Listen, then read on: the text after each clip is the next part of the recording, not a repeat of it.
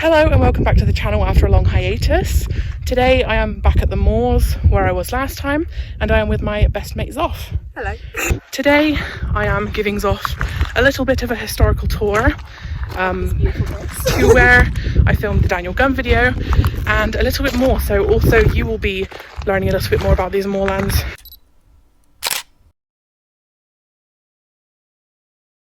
Behind us is Stowes, which is the location of Daniel Gunn's cave, and we will be heading in various different directions around it with our cameras to take photos and learn more about the history. Ignoring this situation, it's a very laid back video. We're doing the current regular walk that I do to Stowes Hill up here, and this way is Gold Diggings Quarry, so let's talk about that. I don't know a lot about Gold Diggings Quarry because it's not what I was researching, but book time!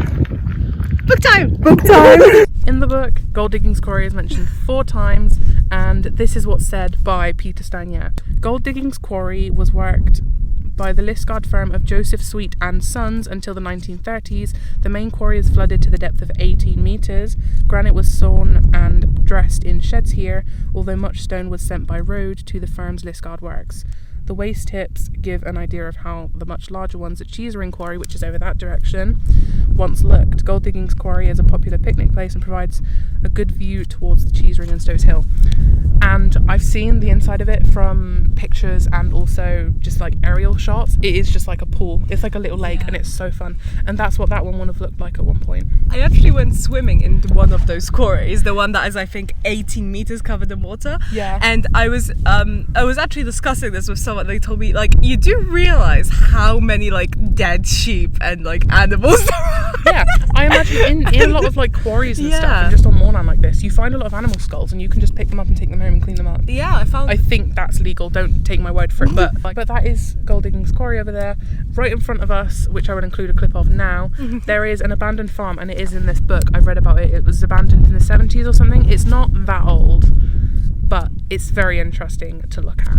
And then also Stowes Hill from this point. I've never sat in the middle of this fork in the road. It is a really nice, you get to see kind of everything here when you sat here. It's really beautiful. When we were speaking earlier, we talked a little bit about like there's 2 sides of Cornwall, didn't we? Yeah. And then like the part that you've mentioned it a lot, the part that you do see and the part that you don't. A lot of tourists think, like when you shouted at your lecture. Okay, we won't mention that. No, we won't mention we won't mention the fact that I once shouted and cursed at my lecturer. That's a different part of the discussion. I'm not cutting it out though. They can just know that happened and they won't have any context. What we were talking about was that I'm in the future, and you will see this in the future at some point, I'm going to be making a set of 2 videos.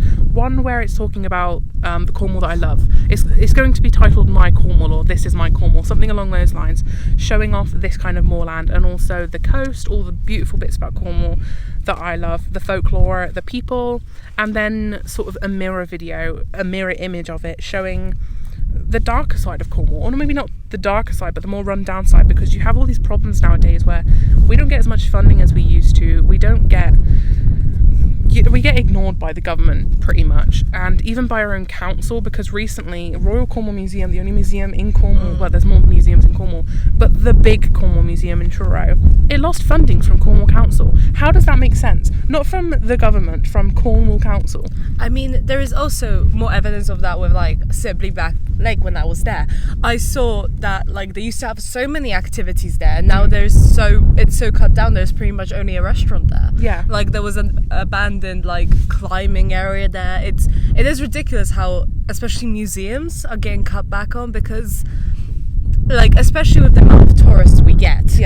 Unfortunately, not a lot of the tourists, not every tourist will be interested in the history, but it's still something interesting to see. If not by tourists, then by the locals, like such as you really enjoy learning about it. Modern day Cornish people are so pissed off at everything because we're not allowed to have our own identity. It feels like sometimes. I'm Cornish, you're Cornish, I don't give a shit whether... Yeah, no, I am still Cornish. I've lived here most of my life. If you're here in Cornwall and you live here and you love here, you're Cornish. And I think from both sides, the Cornish need to learn to accept outsiders, but also the outsiders need to learn to accept us. We're not just here for tourism, we're not just here as a hotspot for you. We're here to live and we're here to love, and we are here to embrace this culture that we still have, because we're not English. Well, if you want to call yourself English, you are English. Fine, yeah. I'm British and Cornish. You are Cornish, British, Polish. Everything. And you're allowed those labels, I think.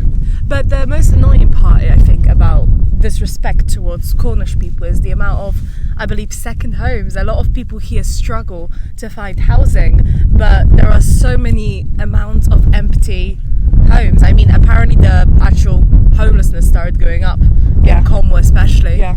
And Liscard I've heard a lot about, which Liscard isn't really a hotspot for tourism per se. But if you think about it, there's a quick train going between Liscard and Loo. Yeah. So there's that connection. All the people that want to go to Loo in the summer holidays end up staying in Liscard at the Liscard Tavern, the Premier Inn, because it's cheap.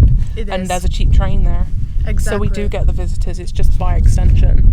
Yeah, and it also becomes very overcrowded, especially during the summer. My mum works in Morrison's there, and she's been saying how it's been hectic. It's been so many people, and tourists often also being very disrespectful and not considerate of how many people there are in the store, and that we're not used to this. Like maybe in bigger cities, where they're staying, up country, there is a lot of cities and a lot of people, but they're not staffed enough.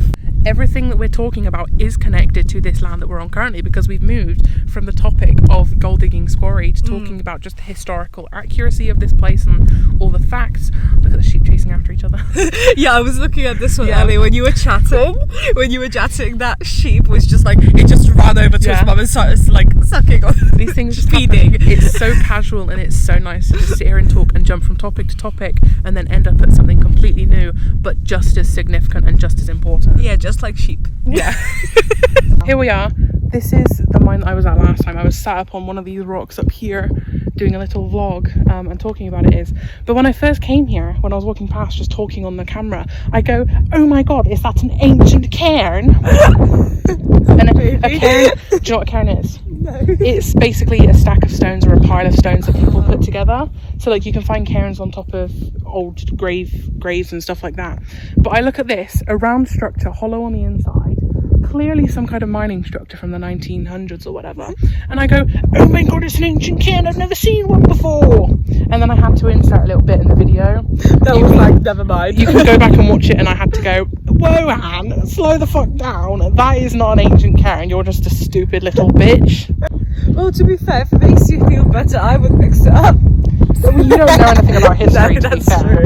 Like, if it was just a random passerby, you would know, but I've studied cairns and I've studied ancient workings, especially around Cornwall, and I looked at this and I went, oh my god, an ancient cairn. Can't believe it.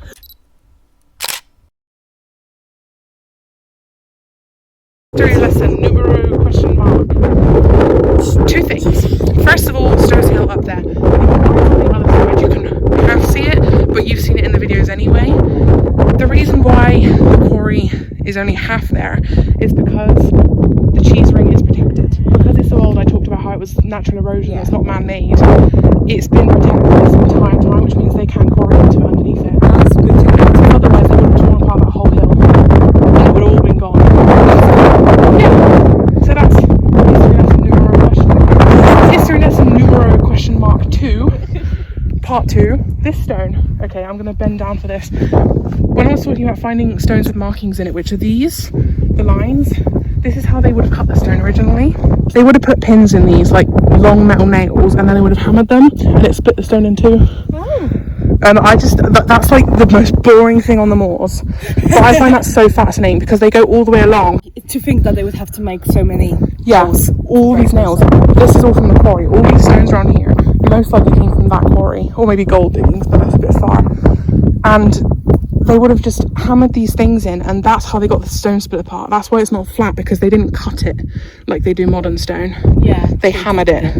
It really shows a lot about the manpower as well, and how hard work was back then. Yeah. We sit on our bloody iPhones. Let's get into all old man talk. But we sit on our iPhones today and we think we have this hard fucking life. But like, can you imagine how they didn't know anything else and we don't know anything else? The divide between it to me is so fascinating. Although I am kind of jealous of people's lives before the government monitored us as much as they do, but that's another conversation down. Daniel Gum decided to live in a cave so that he didn't have to pay his taxes. respect that. We can't do that anymore. I wish I could do that. I would love to live in a cave. If that was legal, I would be in a cave right now. Wobble. Surfing on the moors. Surfing USA. What? Surfing Bottom Moor. That's the thumbnail. But also, do you feel that? Put your hand out. Put your arm out. Oh, it's starting to rain very bad. Yep. Very A little. Well. I was not sure was that I just. Do you see that? I was not sure if I could just see. You know, I was not sure if it was sweat dripping down. There's the cheese ring. Here, down below, that's Daniel Gunn's cave. Yeah, it's so unassuming. It looks like nothing. And it's not the original location. It's not exactly a recreation. It's moved. So this is what it would look like from the outside anyway. And when we go up there, you can see he's written his name on the cave. This is it. This is what's left of it. And that's kind of sad.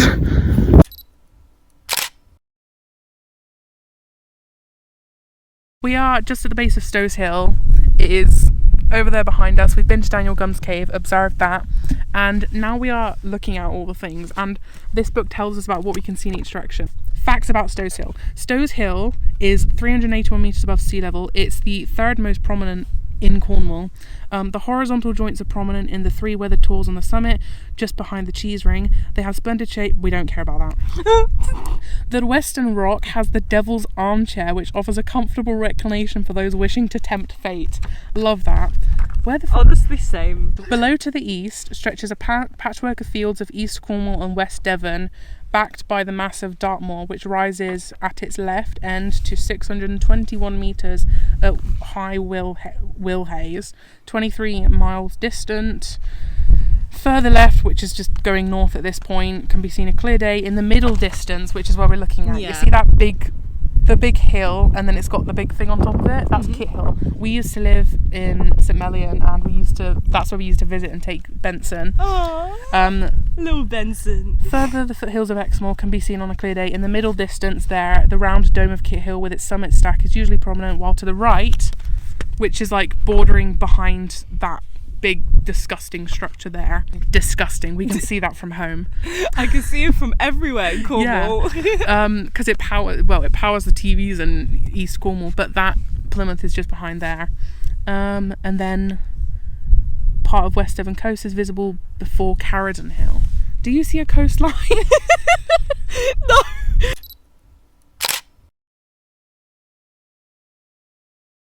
Some way over in that direction, just beyond that ridge, there are old cottages that the miners used to live in. You've got the quarry up there. I can actually see, like, you can kind of see an outline going across the whole. Yeah, and also I think that's part of the ditches for Stowes Hill, because I believe in that direction you can walk through the ditch and you can see how deep it was to stop people from going in. Ancient defences. Let's talk a bit about ancient defences. So fun to talk about.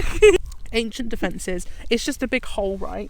But you've got on one side is the defenders, and then you've got the attackers, and it's going to be a big enclosure with this ditch going all the way around and only one entrance, in the same way that you've got stone walls and then only one entrance into a castle. So they have a choice. They can go into the ditch and out, in which case the archers or even swordsmen have the advantage of height. Yeah. Or they can go through this one entrance which is flat, in which case they're being flanked by all the people already in there. Ancient mines, because they couldn't make big stone walls, they adapted to what they had. And it's just, again, that divide of, even when they didn't have all the technology that we have to defend ourselves, they found a way to defend themselves.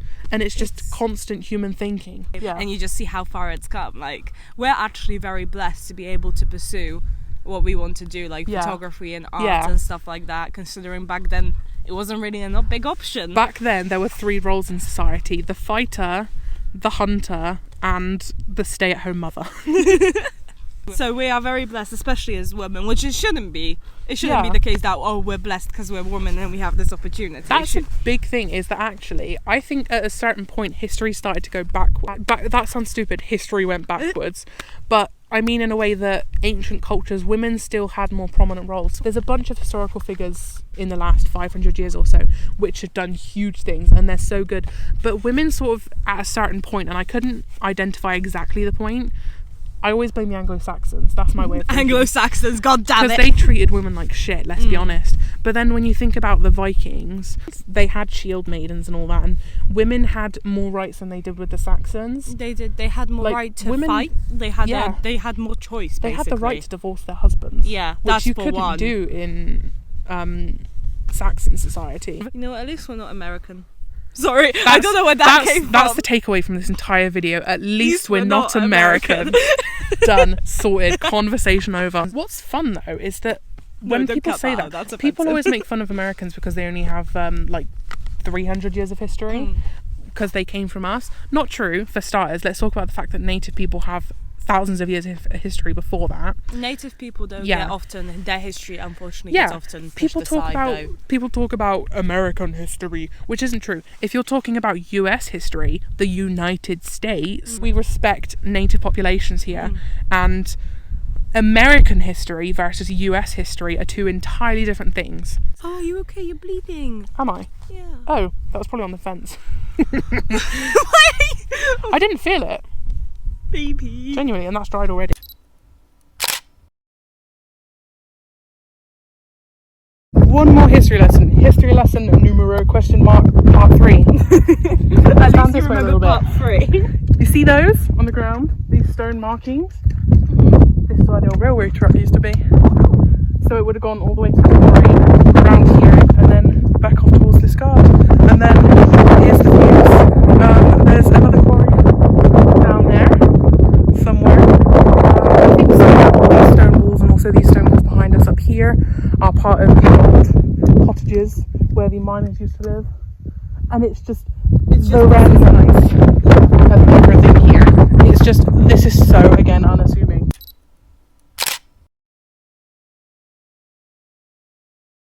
I forgot to record an outro, so here it is. Thank you for watching. Bye.